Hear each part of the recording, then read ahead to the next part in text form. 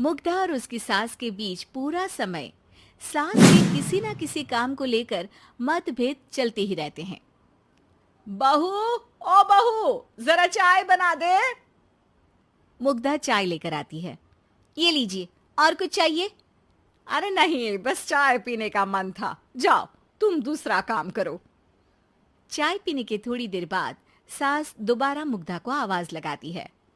अरे बहू रे, आओ बहू, जरा हलवा तो बना दे, मीठा खाने को मन हो रहा है। इसी तरह मुग्धा की सास पूरा समय कोई ना कोई काम बताकर उसे रसोई से बाहर तक निकलने नहीं देती। कभी चाय, कभी हलवा, कभी पानी तो कभी दूध, हर समय खाने को चाहिए और उसके लिए अपने हाथ पैर बिल्कुल नहीं हिलाने। परेशान किया हुआ है इन्होंने। सास की जबरदस्ती परेशान करने की आदतों से दुखी मुग्धा एक शाम सचिन के साथ अपने कमरे में बैठी हुई बात कर रही होती है। सुनो जी, मम्मी जी की ये जानबूझकर मुझे परेशान करने की फरमाइशों से मैं बहुत फ्रस्ट्रेट हो चुकी हूँ। पूरे दिन में एक सेकंड का आराम नहीं मिलता। रसोई से बाहर कदम रखती नहीं कि बहू ये बना दे, बहुरी वो बना दे। अरे इनकी फरमाइशें चलती ही रहती है। अरे मुग्धा, माँ खाने की शौकीन है, पर उम्र हो चली है, खुद खाना नहीं बना सकती, इसलिए तुमसे बोलती है। अरे तो शौक भी उम्र देख कर रखने चाहिए ना। समझ में नहीं आता, हर समय फेविकॉल का जोड़ लगाए सोफे से चिपके बैठी रहती है। इतना सब डाइजेस्ट कैसे हो जाता है उन्हें? अरे तुम मेरी माँ से इतनी नफरत कैसे कर सकती हो? मैं उनसे नफरत नहीं करती जी, बस परेशान हूँ। जहां मुग्धा अपने पति से ये सब बोल रही होती है, वहीं उसकी सास भी कमरे के बाहर दरवाजे से कान लगाए सारी बातें सुन रही होती है और अगली दोपहर रसोई में मुग्धा के पास जाती है। बहू, आज ना मेरा कुछ मसालेदार खाने का मन है। तो चाय बना दूं? मुझे बहुत पसंद है। अरे ना, ऐसा कर लिट्टी चोखा बना ले। और हाँ, जितना मसाला बातों में मिलाकर पति को सुनाती हो ना, सब्जी में भी वैसे ही डाला करो, खाना स्वादिष्ट बनेगा। सास की बात सुनकर मुग्धा हैरान रह जाती है। मतलब अब पूरा समय मुझ पर हुक्म चलाने के साथ बंद कमरे में हुई पति पत्नी की बीच की बातें भी सुनती है? अरे बात जब मेरी थी तो सुनने में क्या दिक्कत है? ये कहकर सास वहां से चली जाती है। अरे अब तो हद पार हो गई। इस तरह से तो ये मेरा जीना मुश्किल कर देंगी। मुग्धा सास की हरकतों से परेशान उसका हल सोचने लगती है और इसी तरह कुछ दिन बीत जाते हैं, जिसमें सास का जन्मदिन आता है। मुग्धा बहुत खुशी के साथ अपनी सास को एंड्रॉइड मोबाइल गिफ्ट करती है। मम्मी, आपको सबसे बात करने के लिए बहुत दिक्कत होती है ना? कभी सचिन तो कभी मुझे बोलना पड़ता है, पर इस मोबाइल से आपको कोई दिक्कत नहीं होगी।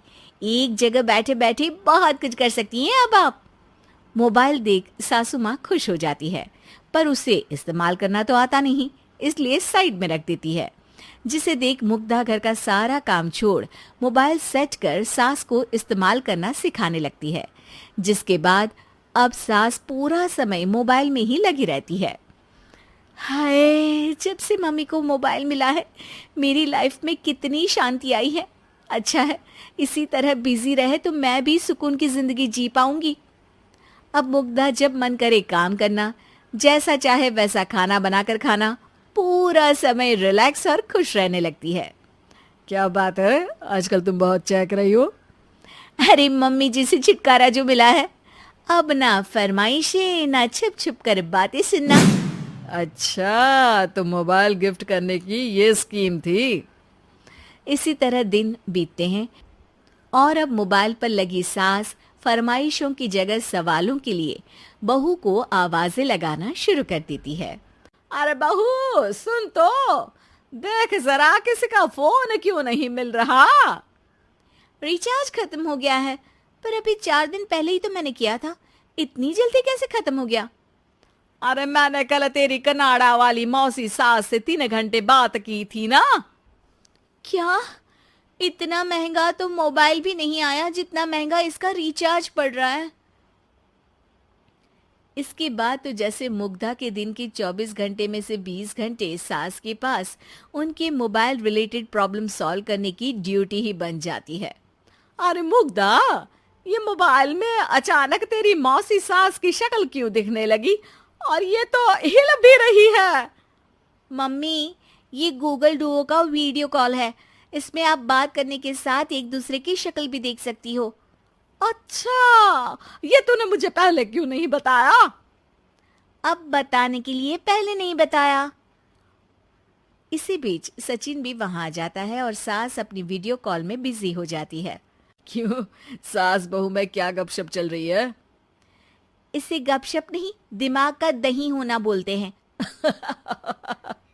पर तुम तो मम्मी को मोबाइल देकर बहुत खुश थी, फिर क्या हुआ? हाँ, उसका सुकून भी कुछ ही दिन मिला। अब घर के टंटे खत्म हुए तो मोबाइल की टिंग टिंग शुरू हो गई।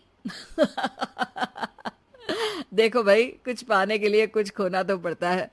आखिर तुमने मोबाइल अपने फायदे के लिए ही तो दिया है, तो फिर सवालों के जवाब भी देने पड़ेंगे, क्योंकि जब तक उनके हाथ में ये फुंथरू रहेगा, तुम्हारी लाइफ में प्राइवेसी और सुकून रहेंगे। कहने का मतलब है अगर इससे प्यार बढ़े तो दाग अच्छे हैं। अरे मुझे पहले दिन से ही पता है मोबाइल किस मकसद से दिया गया है।